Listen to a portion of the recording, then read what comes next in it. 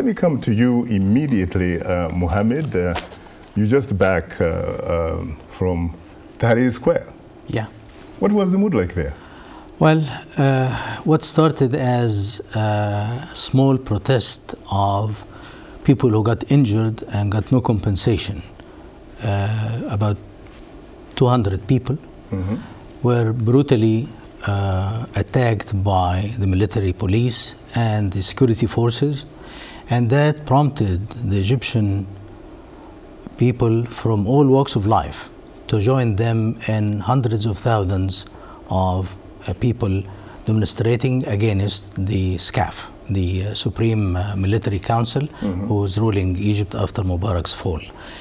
And the mood there was, we need an end to this military rule, and we would like a handover to a salvation kind of government that could prove that Egypt is moving on the right direction into civilians ruling in a democratic way.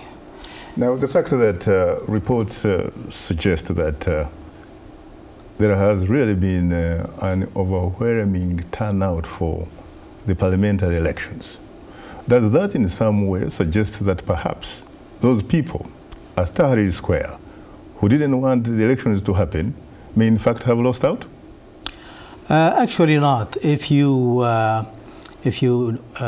follow what's happening, they are still there. They are becoming like a pressure group to force events to go to one direction, is achieve the revolution goals. So some of them took rotative roles in being in Tahrir Square, and some of them would go to the elections. So at the end of the day, they feel they are for elections, as it is a way of ending the military rule and starting the democratization of Egypt.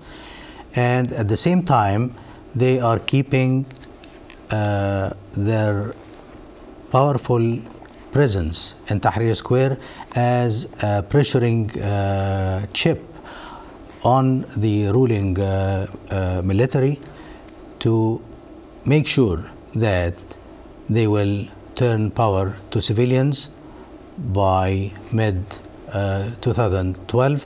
And that's an achievement, because before this Tahrir second round of revolution, the military ruling council were planning to stay in power till at least 2013. So they managed to pressure the SCAF to change its mind, and now the promise is the presidential elections would be in June, and the SCAF would surrender its power to civilians by July of next year. Now, Mohammed, you are Egyptian, aren't you? Yeah. Did you vote? Actually, I missed, because I was on my way back to the United States. I registered, but as I arrived to this country, I found out they changed the game rule by offering Egyptian Americans the opportunity to vote as absentee voters, and the deadline was midnight Sunday. That's the exact time I arrived back from Cairo. So how does it feel to be disfranchised? Well, we Egyptian Americans started our campaign to get this right back in 2005. So if I am not actually one of people who practiced this right, I feel good that the others did. And in the next round it would be in bigger numbers, because people now know the rules. I see.